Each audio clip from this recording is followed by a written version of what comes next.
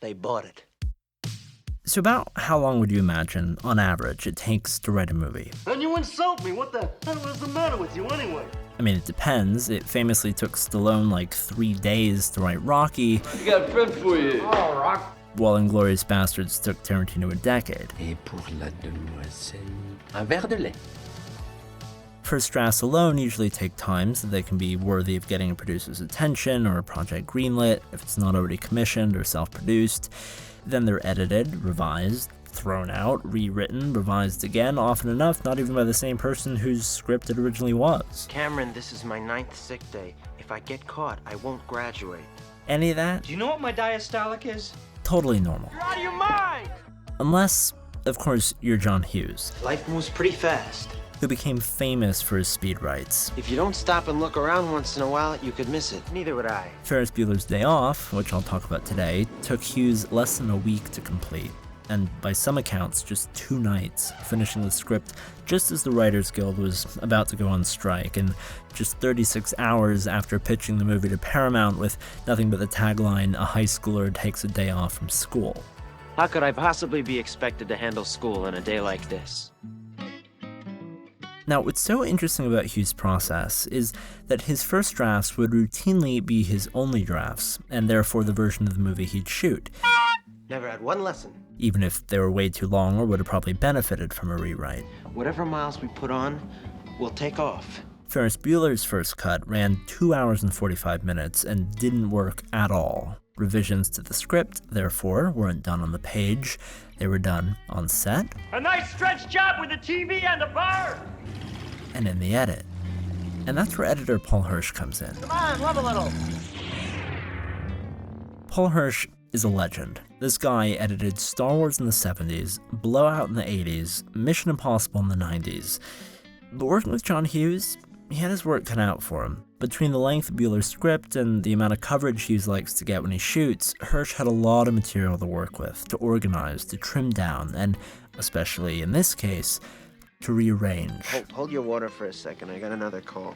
which we'll come back to. But, You thought we wouldn't have any fun. for instance, this scene in the restaurant originally had this whole extended middle sequence of Cameron ordering and eating pancreas by mistake. Sweetbreads. And what might that be? Pancreas. They shot it and removed it in the edit, but not in so simple a way as just chopping it out and moving on. Really bothers him. Instead, Hirsch intercut this scene of Ferris in the restaurant bathroom with these shots of Cameron making faces at the table. Those faces are remnants of that original sequence, reactions to the pancreas, some before he eats it, some after.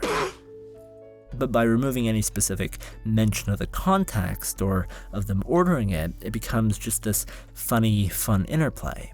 Power to the edit. Thank you. Yes, sir. Mint? The restaurant scene is probably one of the few instances of really tight scene-to-scene intercutting in Ferris Bueller. The best advice Paul Hirsch ever got about editing was, you should only ever cut when necessary. And as he developed his own style, he fine-tuned that into the following. Make every scene as simple as possible, but not simpler. The trick is knowing when it's too simple or too complicated. And that's the reason we end up with these great, very wide, multi-compositional, unbroken takes in the final film, captured on Super 35, unusual at that time. I can't believe you did that. I can't believe you went on a goddamn parade float! The scene where they go back to pick up the car, all one shot, super lovely. Nice job. Thank you. This shot in the police station with Jennifer Grey and Charlie Sheen in the background, just great. At least today, or back in the day in theaters. At the time, on TV or on home video, after pan and scan, I mean, well, yeah. But anyway, trimming fat, intercutting scenes, taking scenes out, not cutting when you don't need to. That's a part of any edit. That wasn't Ferris Bueller's problem. The problem was that when they first showed the film to test audiences and to the studio, people didn't like it. They didn't get it. They didn't connect with it. What do you mean nothing good? We've seen everything good. We've seen the whole city. We went to a museum, we saw priceless works of art. We ate pancreas. The fix? well, a bit unusual, but actually it turned out to be very, very simple. Hughes and Hirsch went back to the editing room and realized the vast majority of the movie's scenes, they were good, they were great, they were in completely the wrong order. Now, the funny thing about Ferris Bueller's Day Off, structurally speaking, is how almost episodic it is, how modular it is, all taking place in a single day. It's bookended at the beginning by Ferris Bueller waking up, deciding to play sick, gathering Cameron and Sloane, and picking up the Ferrari, not a real Ferrari by the way, and then at the end, by them returning the car, sort of, Ferris running back home and slipping back into bed before his parents get back. But everything in the middle is just a day of sightseeing. Of just being, doing, loving Chicago. This movie for Hughes was designed to be a total love letter to the city. God. And because of that structure, and because Hughes doesn't write in a lot of costume changes, that meant scenes could be arranged and rearranged in an unusually unhindered way. The original sequence of events went something like this. Parade scene, restaurant scene, traffic jam, then museum, with the ball game and trading room scene and whatnot thrown in somewhere. Now, in early viewings, no one liked the museum scene in particular, probably the vibiest scene in the movie, in part because it was this really somber sequence to end the day with. Plus, it was originally cut to this arrhythmic, classical, conversational sounding guitar piece that forced the whole thing to be cut in this very non-metrical and irregular way. Now, it didn't take Hirsch long to realize, what may seem obvious now, that the parade scene was the strongest piece they had, and simply couldn't be topped. It wasn't written to be, but in the end, it had to be the finale. And the traffic jam should precede it because its reasoning can be governed by the parade, and the museum scene, therefore, had to come earlier. And they even swapped the classical guitar stuff with a Smith song, recut the scene, and suddenly, audiences were responding favorably to the movie and to the museum scene in particular for the first time. Hirsch claims because of the reshuffling, Hughes because of the music change, but in any case, it worked, and the movie was a hit. Now, I didn't talk about character in this video. Whether you love Ferris Bueller as a character, or you think he's entirely unlikable, is up to you, but in Hughes' own words, this really isn't a movie about Ferris. Ferris Bueller, do you know him? Yeah, he's getting me out of summer school.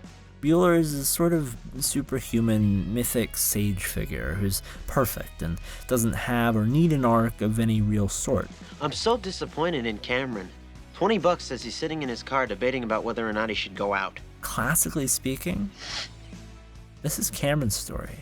He's the one who grows and ultimately confronts the true villain of the movie, his dad. A character that we never even meet. That's the conflict that spurs the whole plot. You're not dying, you just can't think of anything good to do. So, anyway, if a character analysis, script analysis sort of thing is something you'd be curious to see, leave me a line down below. There's a lot I could say. Until then, I'm Danny Boyd. Thanks for watching. Hey everybody. I just want to thank everyone who's shown their support through my Patreon these past couple of months. As you know, I've been facing a lot of copyright issues lately, and with your help, I'm hoping to reach a point when that stuff just doesn't matter anymore, when the channel can be financially independent of ad revenue, and I can make videos completely for you and for me, and not at the mercy of a total minefield of a claim system. So, if you have the means, please do consider going to patreon.com/CinemaStix and making a pledge. Again, that's patreon.com/CinemaStix. Thank you again. Until next time.